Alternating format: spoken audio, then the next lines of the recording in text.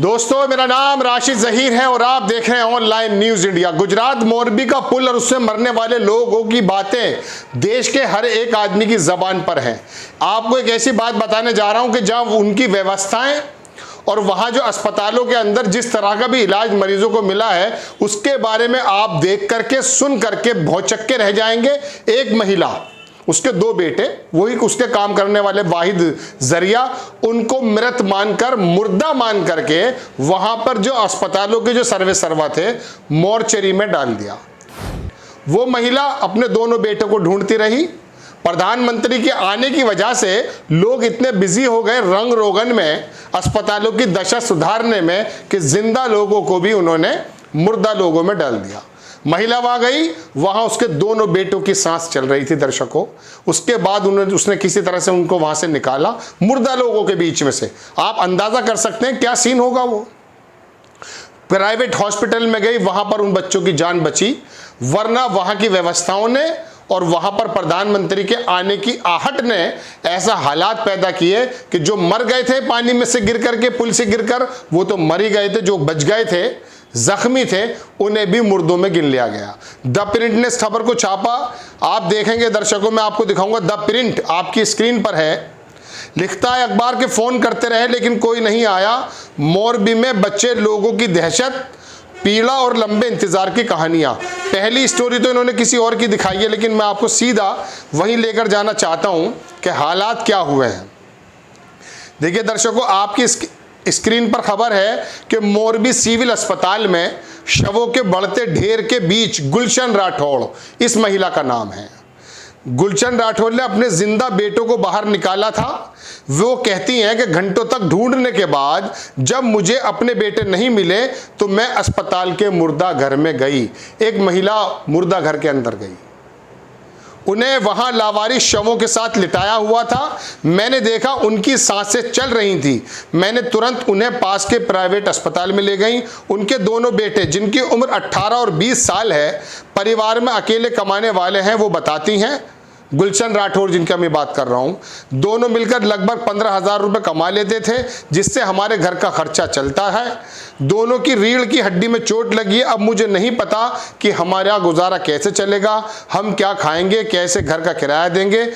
इसके बारे में जो प्रिंट के लोग हैं, पत्रकार, उन्होंने वहाँ के लोकल जो स्वास्थ्य अधिकारी हैं उनसे बात करने की कोशिश की, लेकिन उन्होंने उनका फ़ोन वहाँ पर बिजी मिला।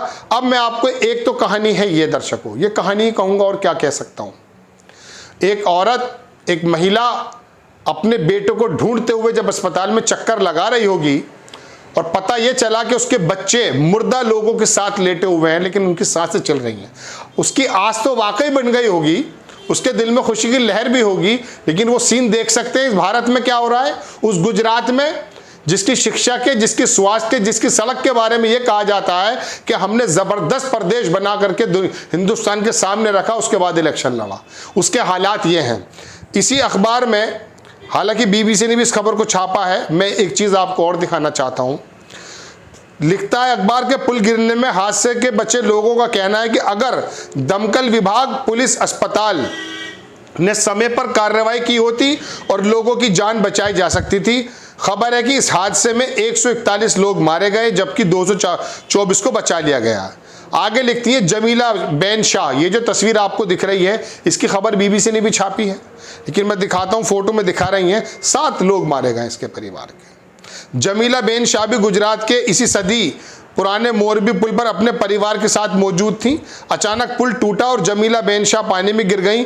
वो एक लटकती केबल पर पकड़कर अपनी जान बचाने में कामयाब रहीं, लेकिन बच्चों के सहित उनके परिवार के 7 लोग नदी में बह गए। उस केबल को तब तक उन्होंने पकड़े रखा जब तक वहां पर मकरानी वाले, पास वाले कुछ लोग टायर ट्यूब लेकर उनको बचाने नहीं आ गए। हादसे में 18 साल की बेटी को खोने वाली 44 साल की जमीला बेन ने कहा कि मैं नीचे पानी में गिरी तो अचानक एक केबल हाथ में आ गई, बस उसी को पकड़े कम से कम 1 घंटे तक लटकी रही। फिर मदद के लिए कुछ लोग आगे आए। दमकल विभाग या पुलिस से नहीं थे, बल्कि कुछ स्थानीय लड़के थे। आपको याद होगा, वो दूर से कपड़े पहचानने वाले लोग वहां कूद गए, मछुआरा जाति से थे वो।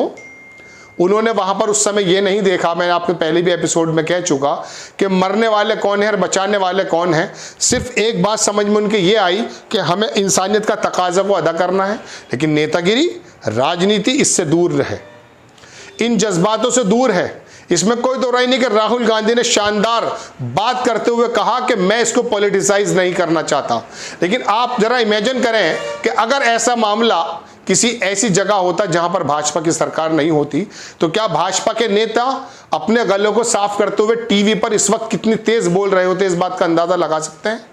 लेकिन वह लोग मरे हैं और विपक्ष ने क्या रोल अदा करके दिखाया है। विपक्ष ने कहा कि इसके बारे में राजनीति नहीं करनी, व्यवस्थाएं आपकी हैं। वो जो वहां का सर्वे सर्वा बंदा है ना, जिसको इस कंपनी है ये, उसका 4-5 सीटों पे फर्क है, वो असर पड़ता है। कड़वा पटेल एक पटेलों में से एक जाति है, कड़वा पटेल, उससे वो संबंध रखते हैं, लेकिन उनका नाम ना तो एफआईआर के अंदर है और ना उसको अरेस्ट किया गया है, और उम्मीदें ये जताई जा रही हैं लोगों के माध्यम से कि उसका बिगड़ेगा भी कुछ नहीं। बहरहाल ये एक अजीबोगरीब खबर थी कि जिंदा लड़के 18-20 साल के मुर्दों के बीच में डाल दिए जाते हैं। दर्शकों, मां ढूंढती हुई आती है और पाती है कि मुर्दों के बीच में मेरे 2 बेटे जिनकी सांसें चल रही हैं, उसको लेकर। क्या यह सवाल नहीं खड़ा करता उन अस्पतालों पर जिनके ऊपर रंग रोगन किया गया, पानी की टंकी लगाई गई। ये बात अलग है कि उस पानी की टंकी में से पानी नहीं आया, और प्रधानमंत्री जी जब मिलने गए किसी वहां पर घायल से, तो ऊपर जो फोटोग्राफ्स लगाए गए हैं वो पीडियाट्रिक्स बोलते हैं, इनके बच्चों का जो वार्ड था, संभव है वो, लेकिन वहां पर जल्दबाजी में जो काम हुए आपने देखा है। एक पत्रकार एनडीटीवी वाले ने जब इसकी बात को उठाने की कोशिश की तो अस्पताल प्रशासन ने, अधिकारियों ने उसको बाहर निकाल दिया। जी न्यूज के पत्रकार ने उस पुल पर जाकर के जब कब्जे की हालत दिखाई, मैं आपको पहले एपिसोड में बता चुका हूं कि वो कब्जे गिरने की वजह से नहीं टूटे, उस पर जंग लगा हुआ था। ये व्यवस्थाएं हैं। अब फिर कहा जाता है कि गुजरात के हमने चप्पे चप्पे को शानदार बना दिया है। मोरबी इंडस्ट्रियल एरिया कहा जाता है और वहां पर तमाम लोग भारतीय जनता पार्टी को वोट भी देते हैं। हालांकि वहां का लोकल विधायक किसी समय में कांग्रेस में थे, वो भाजपा में आ गए, लेकिन उसके बावजूद भाजपा का वर्चस्व 1989 से है। लोकसभा के बारे में मैं आपको दर्शकों को बता दूं कि 1989 से भारतीय जनता पार्टी वहां पर लोकसभा में अपना वर्चस्व दिखाती हुई आई है और 27 साल से भारतीय जनता पार्टी की सरकार है। बहरहाल मैं बड़ी खबर ये बताना चाहता था आपको कि एक तरफ अगर राहुल गांधी इस बात को कहते हैं पॉलिटिसाइज नहीं करना चाहते, उनको वाकई सलाम होना चाहिए, लेकिन दूसरी तरफ इन व्यवस्थाओं के बारे में खाली नगर निगम के अधिकारियों पर डाल दिया जाएगा। उस नगर निगम से लेने वाले ठेका, जो वो उद्यमी है, जो वो बिजनेसमैन है, क्या उनकी जिम्मेदारी नहीं बनती कि आपने सिर्फ ऊपर से रंग रोगन कर दिया, वही पुराने कब्जे। और अब एक रिपोर्ट में यह भी आ रहा है कि स्टील की जगह एल्युमिनियम वहां पर इस्तेमाल हुआ है। जो पूर्व अधिकारी था वहां नगर निगम का, उसका आरोप है। बहरहाल बड़ी खबर दर्शकों आपके सामने यही रखने के लिए हाजिर हुआ था कि एक महिला जिसका नाम जमीला बेन शाह है, उसके तो 7 लोग मारे जा चुके हैं, और एक महिला तो ऐसी है, उसे मैं अभागन कहूं या किस्मत वाली कहूं कि उसने ऐसा सीन भी देखा कि अस्पतालों के अंदर मुर्दा लोगों के अंदर से बीच में से छांट कर अपने बेटों को निकाला, और खुशनसीबी में इसलिए कह सकता हूं कि उसके बेटों की सांस चल रही थी जो कि आज जिंदा है। ये बात अलग है कि उनकी रीढ़ की हड्डी टूटी हुई है। सरकार ने अभी तक कोई इतना बड़ा ऐसा नहीं बताया कि घायलों के लिए कोई माकूल छोटी मोटी राशि तो घोषित की गई है मृतकों के लिए और घायलों के लिए, लेकिन वो जो लड़के कमाने वाले थे, अपनी माँ का साथ गुजर बसर करने वाले थे, उनके लिए कोई माकूल इंतजाम, रीढ़ की हड्डी अब कैसे ठीक हो जाएगी इसका अंदाज़ा आप कर सकते हैं। बहरहाल बड़ी खबर द प्रिंट ने छापी, लेकिन हमारा नोएडा का गोदी मीडिया इस वाली खबरों को ख़त्म है और इन बातों को लिया जा रहा है कि शायद इसे एक्ट ऑफ गॉड कहा जा सके, और वहां के एक अधिकारी ने कह भी दिया कि ईश्वर की इच्छा से हुआ है। ये खबर आपको कैसी लगी अपनी राय कमेंट्स बॉक्स में जरूर दीजिए। चैनल को सब्सक्राइब कीजिए, शेयर कीजिए। नेक्स्ट टाइम मैं किसी खबर के साथ आता हूं। जय हिंद। इस खबर को अभी लाइक करें, शेयर करें, अभी चैनल को सब्सक्राइब करें और घंटी जरूर दबाएं।